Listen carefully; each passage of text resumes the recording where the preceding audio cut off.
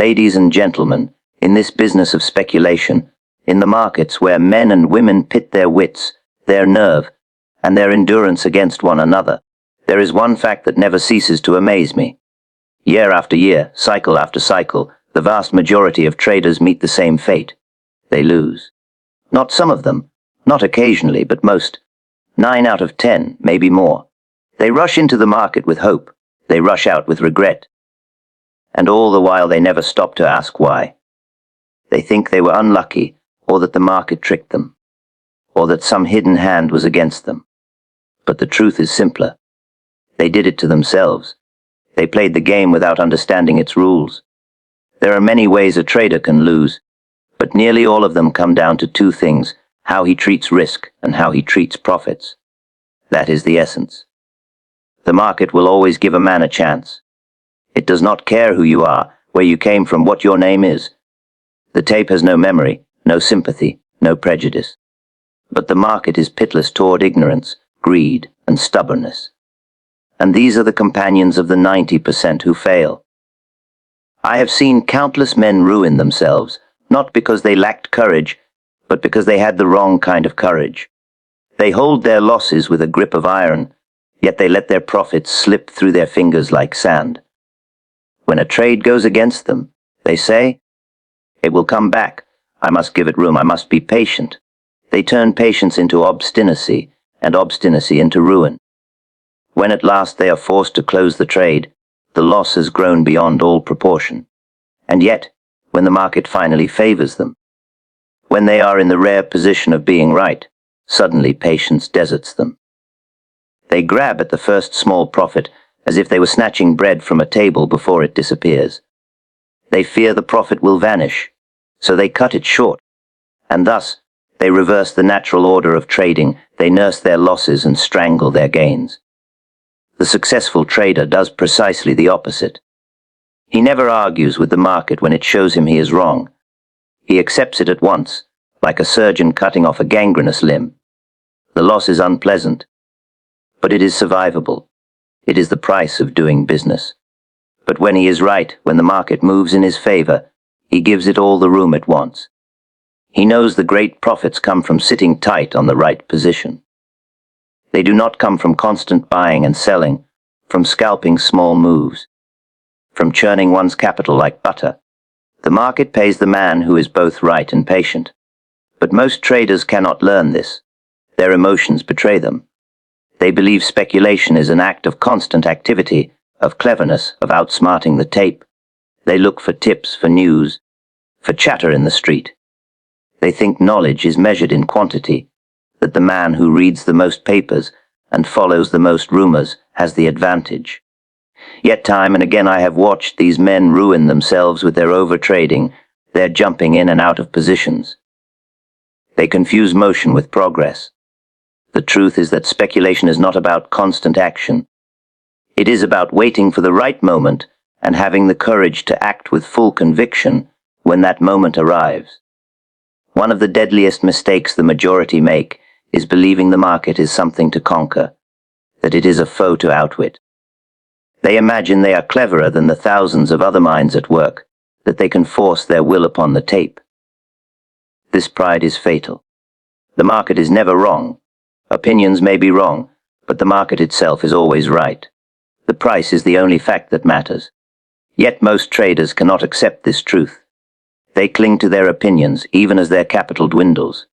They insist the market is mistaken, that it must come around to their way of thinking. By the time they realize the market has no intention of conforming to their views, they are already wiped out. The market punishes the man who argues with it, but it rewards the man who aligns himself with it. It is not about being smarter than the next fellow. It is about discipline. Discipline to cut losses without hesitation. Discipline to hold profits without fear. Discipline to wait, sometimes for weeks or months, without taking a position until the time is right.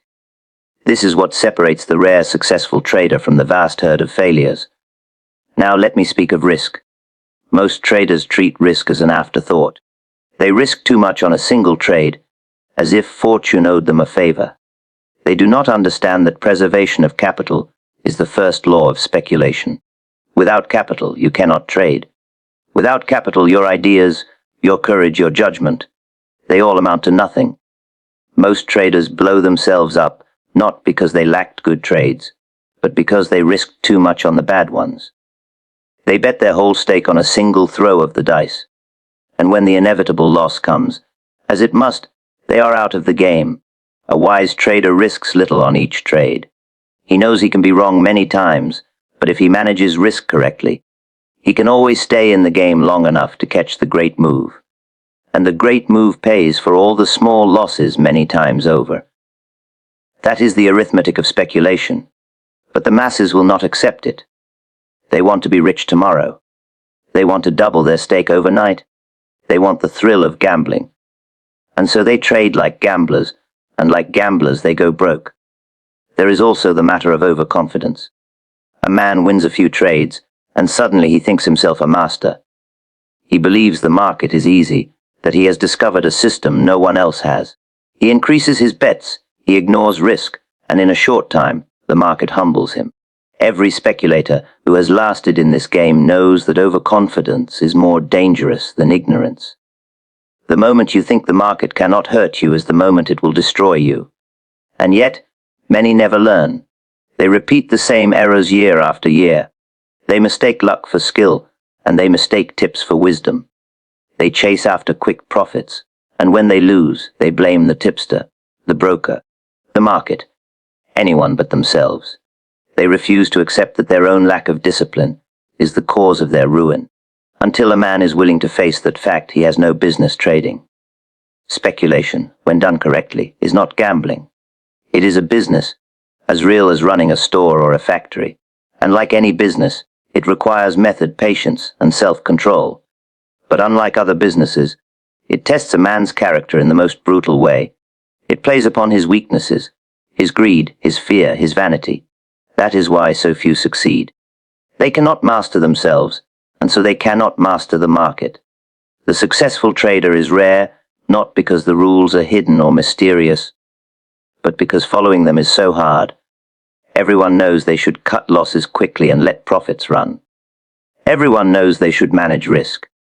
Everyone knows they should avoid tips and follow the trend. But knowing is not enough. Doing it day after day, trade after trade, without giving in to emotion, that is the true test. That is why 90% fail. The market is a stern teacher, and it charges dearly for its lessons. Most men pay with their money, some with their fortunes, and a few with their sanity. But for the man who survives, who endures, who learns discipline, the market offers immense rewards. Not only in money, but in understanding. The understanding that in speculation, as in life, success comes not from cleverness, but from character. So if you wish to avoid the fate of the 90%, remember this: the market will always be there. Opportunities will always come. You need not catch every move, nor should you try. Your task is simply to preserve your capital, cut your losses, ride your profits, and above all, master yourself. Do this, and you will not join the vast crowd of failures. Fail to do this, and you will. It is as certain as the turning of the seasons. The tape tells all, but few listen.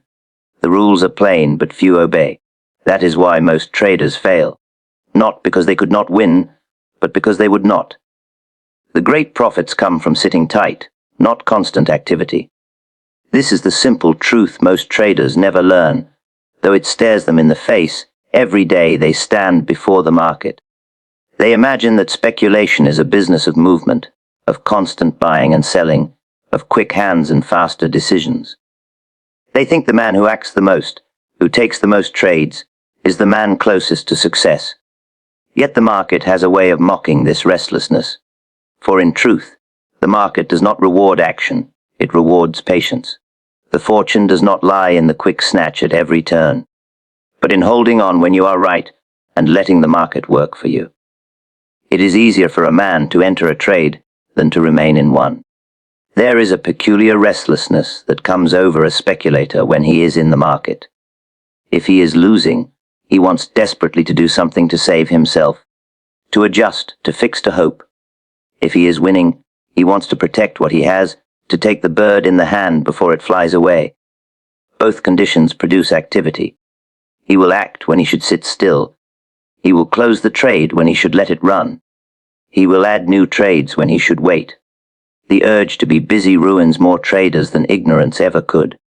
The man who makes a great fortune in markets is not the man who was clever every day, but the man who could wait on the right position and then hold it through all the small fluctuations that would have shaken out weaker hands.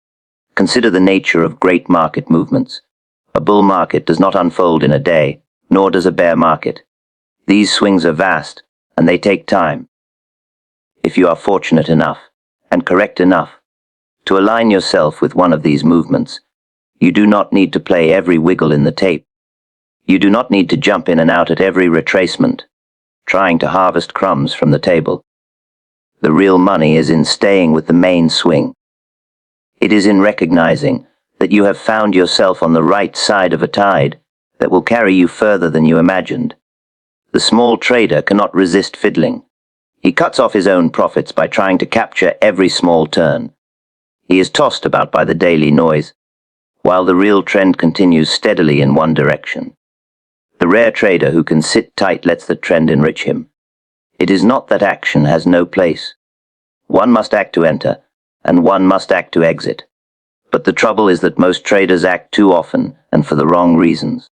They confuse every fluctuation with a change in the main trend. They imagine that a small reversal means their profit is about to vanish. Their nerves cannot stand to see the tape go against them, even a little, so they sell at the first sign of hesitation, pocketing a small gain. Then they watch in torment as the market resumes its march in the very direction they had predicted, leaving them behind. They enter again, fearful, often at worse prices, and again they cut themselves short. In this way they spend themselves in labor, yet never allow their good trades to grow into great ones. The market gives them chances, but they throw them away in their haste. Patience in sitting tight is not laziness. It is the most difficult work a trader can do. It is the suppression of every natural instinct, every impulse that urges him to act. It requires faith in his judgment, faith in the position he has taken, and the courage to endure the fluctuations that will surely come. The market never moves in a straight line. It will test you, shake you, try to drive you out of your position with every jiggle and feint. The man who lacks the will to hold through these tests will find himself always trading the noise and never capturing the real movement. The man who can endure them will reap the profit that comes only to those who wait. There is a peculiar paradox in this principle. The beginner believes that making money in the market requires constant activity. He feels that he must earn it through ceaseless effort. By watching the tape every moment, by trading at every opportunity, he believes that success lies in his cleverness, in outguessing the next turn before it happens. Yet the truth is that his cleverness is his undoing. The market does not require him to be clever. It requires him to be right and then to stay put. The money is not made by predicting every move, but by aligning with a great move and riding it until the market itself tells you it is over. That requires fewer decisions, not more. And yet, the hardest thing for a man to do is nothing. He will meddle with his position. He will second-guess himself. He will look at the fluctuations and wonder if he is about to lose everything.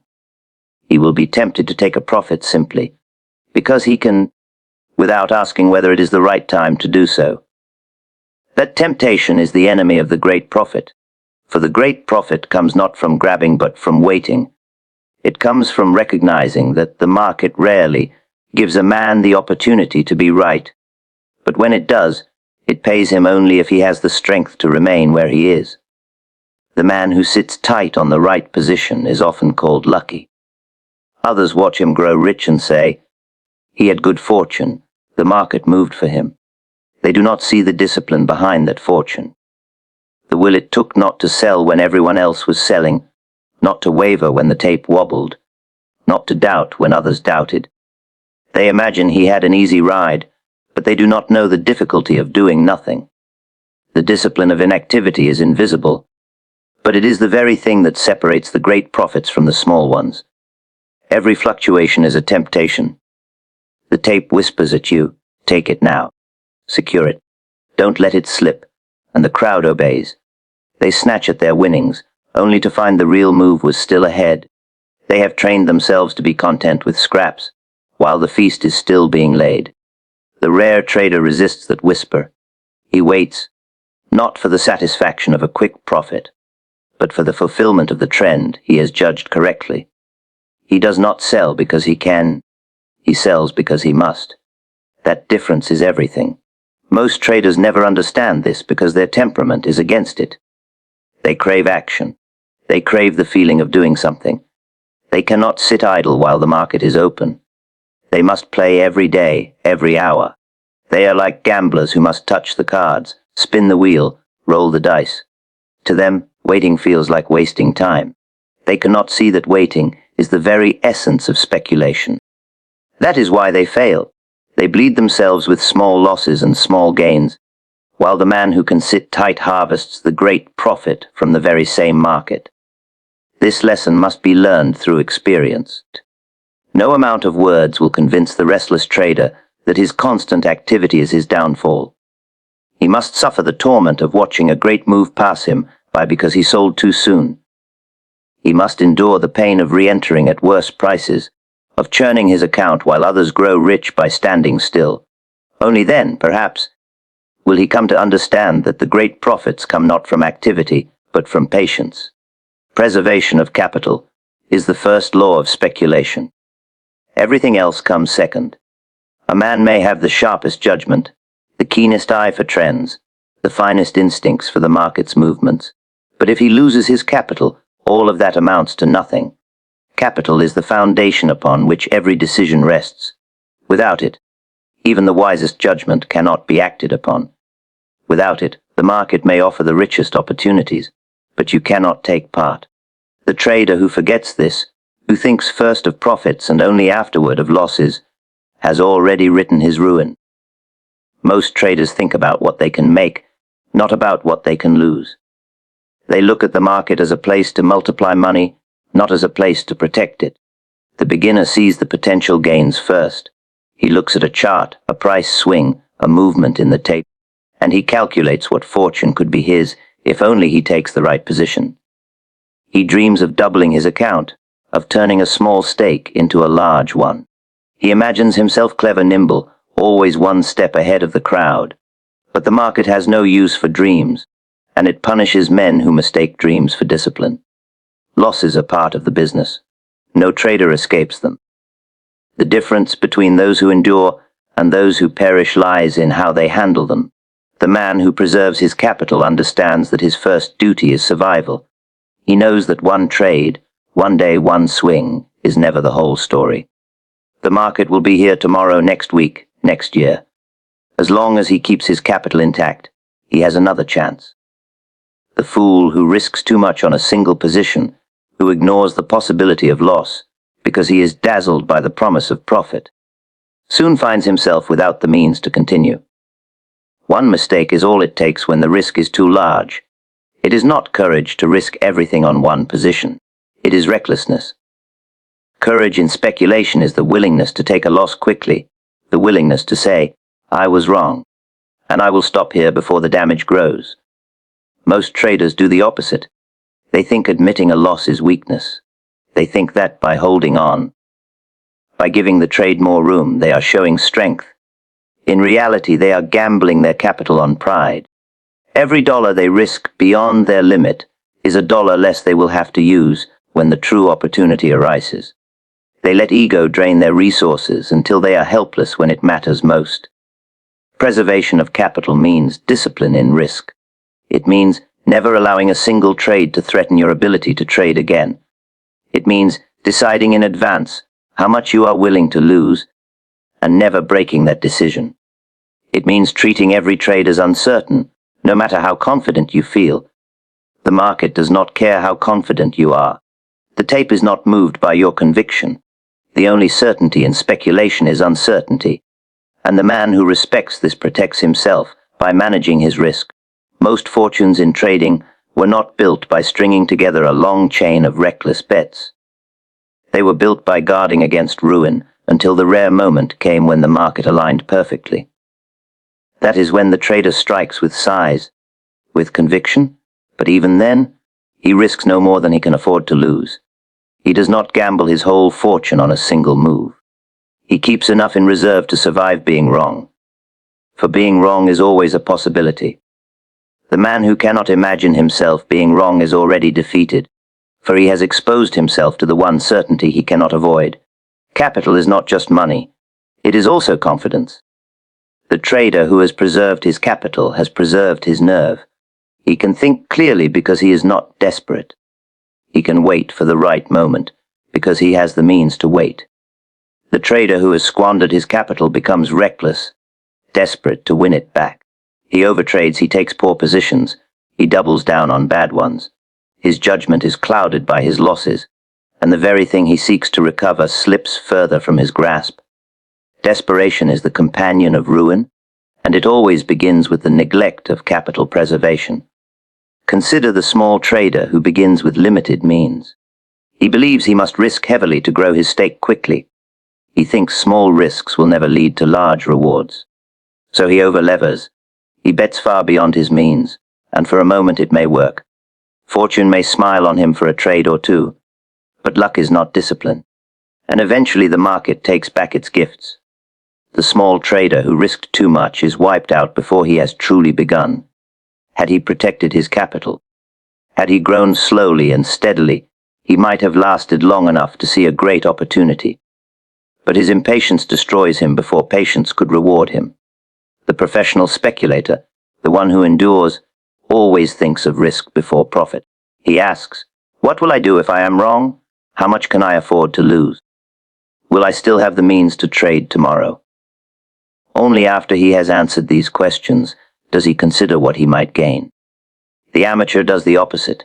He asks first, "How much can I make?"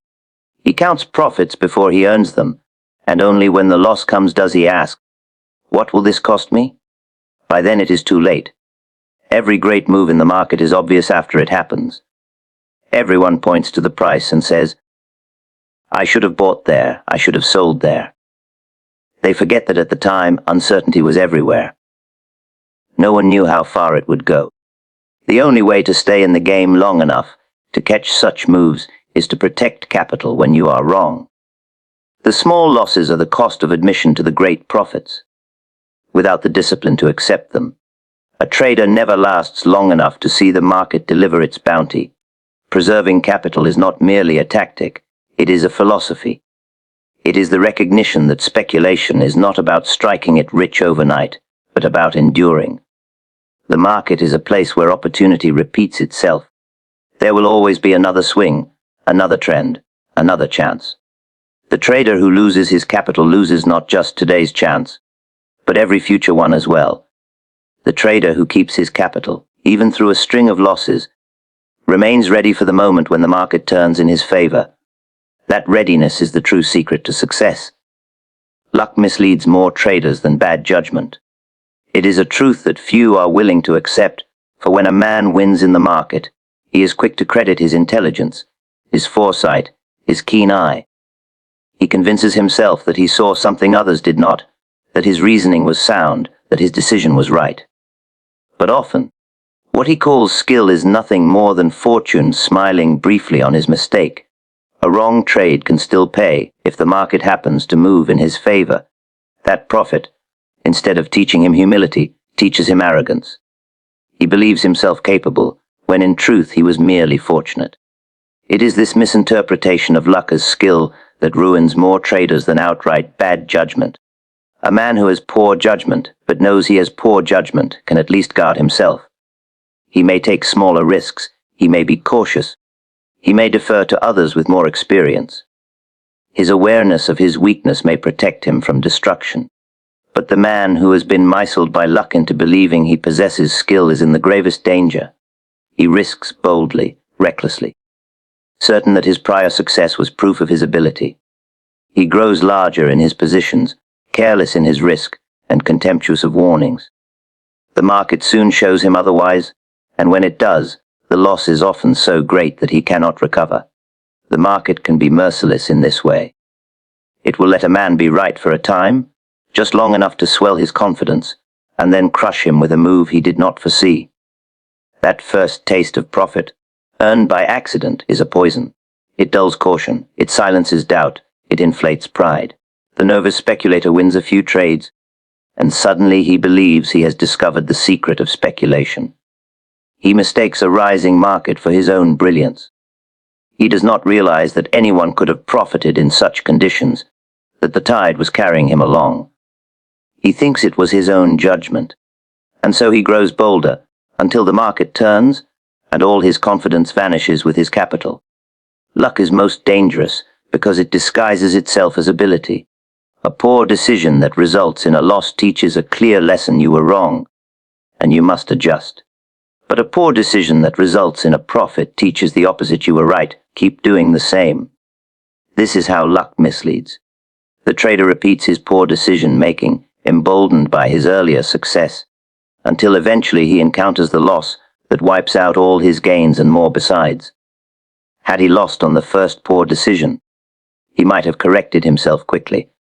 But because he won, he clings to the belief that his method works, when in fact it does not. This is why long streaks of easy profits are dangerous, especially at the beginning of a trader's career. They create the illusion of mastery.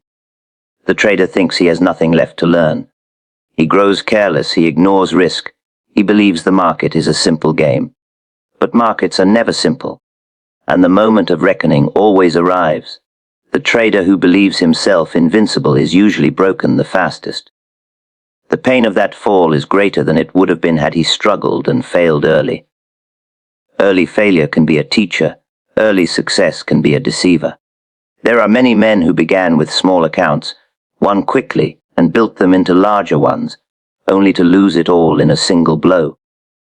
They believed their rapid success was proof of their talent. They imagined themselves immune to the errors of others. But what fortune gave them in haste, it took away in even greater haste. If they had truly been skilled, their progress would have been steady, deliberate, cautious, built upon lessons learned from both profits and losses. But luck shielded them from losses, and by doing so, it robbed them of experience. They did not understand risk, because they had not suffered it. They did not respect the market, because they had not felt its punishment. Their undoing was certain. Bad judgment, in contrast, is plain. The man who chooses wrongly and loses knows at once that he has erred. If he has humility, he learns. He becomes cautious, he sharpens his judgment, he protects his capital.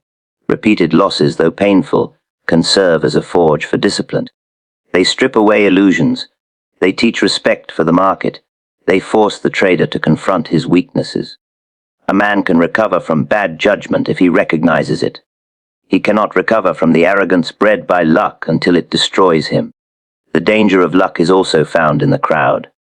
When many traders are winning, when a market is rising broadly, people believe themselves geniuses. Everyone feels skillful when profits come easily.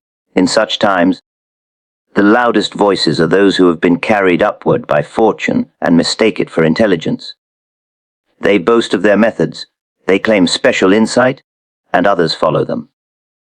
A whole generation of traders may be deceived in this way, mistaking a bull market for their own brilliance. When the inevitable turn comes, the ruin is widespread. What seemed like collective skill is revealed to have been nothing but luck. There is another cruelty in this deception. The trader who has been miled by luck often resists the truth even after losses come. He tells himself the loss was unlucky, just as the earlier win was skillful. He interprets the evidence in a way that preserves his ego. He blames the timing, the news manipulation, anything but himself. He clings to the belief that he is skillful, though the market proves otherwise. This stubbornness deepens his losses. He refuses to accept that the profits he once enjoyed were never proof of judgment, only gifts of chance. Until he accepts this, he cannot improve, and the market eventually strips him bare. The wise trader knows that luck is always at play, both in his favor and against him. He does not mistake a fortunate outcome for proof of ability, nor does he mistake an unfortunate outcome for proof of stupidity. He measures his success not by the result of a single trade, but by the soundness of the decision behind it. A good decision that loses is still a good decision, for it respected the rules of speculation. It protected capital, it acknowledged risk. A bad decision that wins is still a bad decision, for it ignored discipline and depended upon chance. The distinction lies in the process, not the outcome. Most traders never learn to make this distinction, and so they are slaves to luck without realizing it. Luck can open the door to speculation, but only judgment keeps a man inside. A trader who is fortunate in the beginning must be doubly cautious, for his fortune is the most dangerous teacher he will ever have. It whispers to him that he is brilliant, that the market is simple, that risk does not matter. If he believes it, he is lost. If he doubts it, if he humbly recognizes that his fortune may not have been skill, he has a chance to learn. But humility is rare in markets, and pride is abundant. That is why luck ruins more men than bad judgment ever could.